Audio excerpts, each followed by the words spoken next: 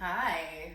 So this is going to be a really quick video to show you a few exercises and then helpful hints for moving into a headstand. I know that headstand is one of those very scary, and it definitely was for me as well when I first started really practicing yoga a lot. Headstand can be very scary, very intimidating, and very much like, I can't do that. But headstand is actually one of the easiest inversions as far as like full inversions with your feet off of the ground that there is in yoga. Headstand is probably the easiest one if you're talking about headstand versus forearm stand versus handstand versus crow versus crane, or any of the other things, side crow, flying pigeon, all of those kinds of things. Like headstand is going to be your easiest one. Okay, so first of all, just put that in your brain, like this is the easiest one.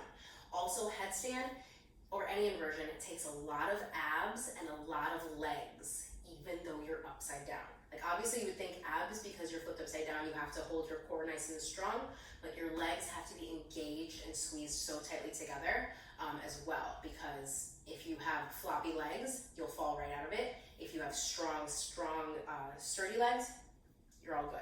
So first I'm going to give you a couple of exercises that you can do to start playing around it and to start building up the upper body and the upper back strength to move towards getting into headstand, and also just to get more comfortable being in that upside down position.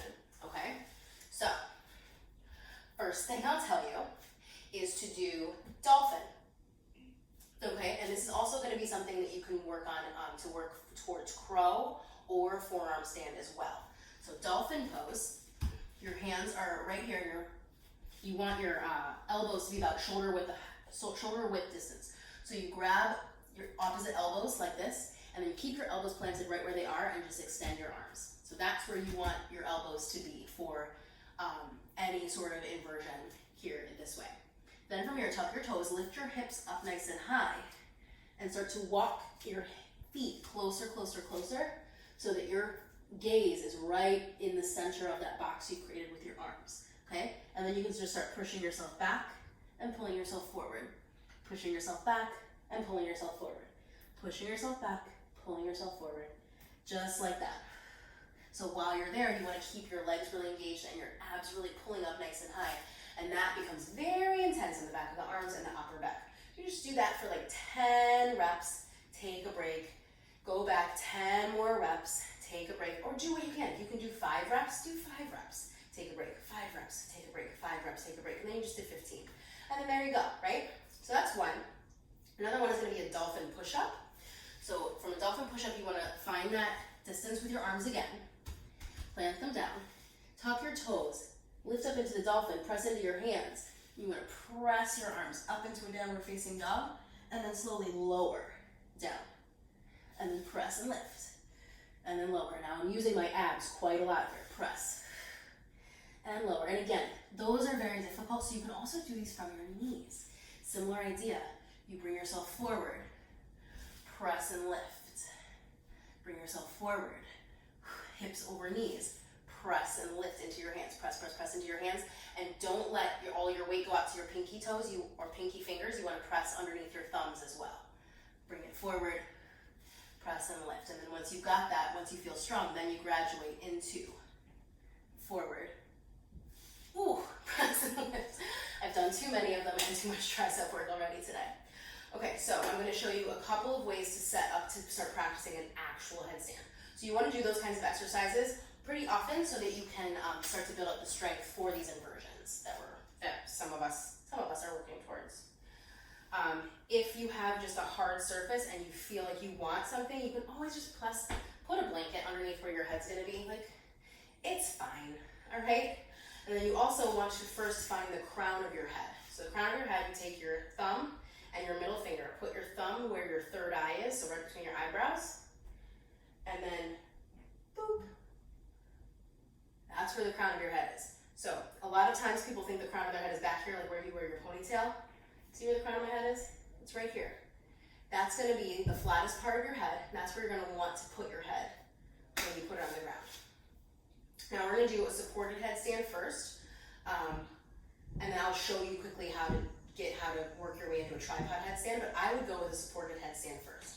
So supported headstand is where you clasp your hands and you support, I'm gonna take my bun out, you support your head right here, you squeeze your elbows in.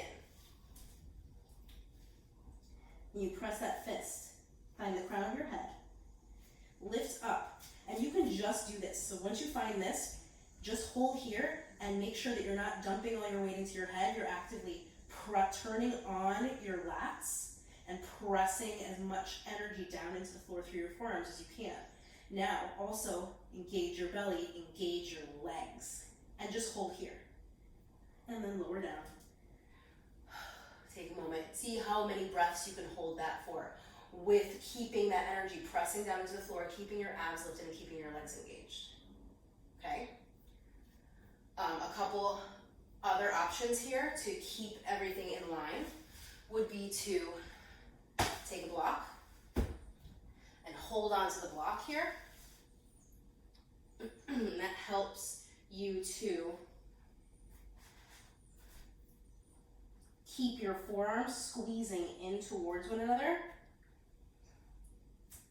when you're doing this. You squeeze the block, okay?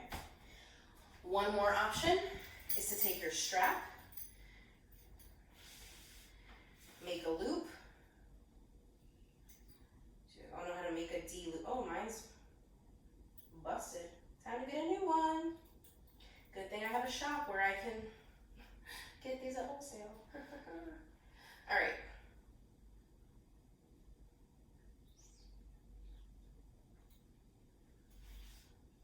So you're going to bring it in, and then you want to have it around your upper arms really tight here.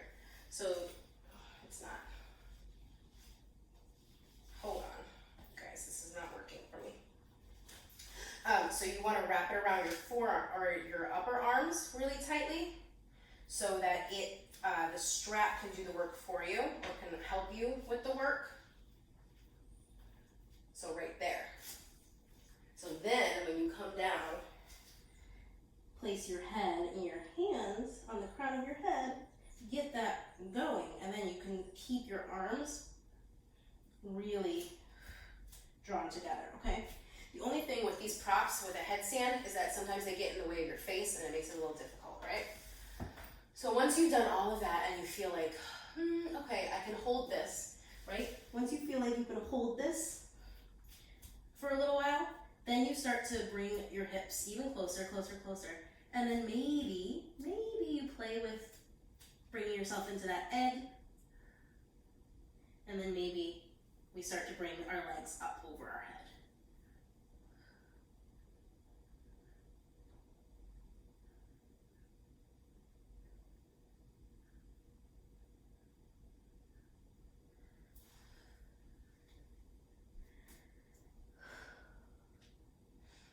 And there you go.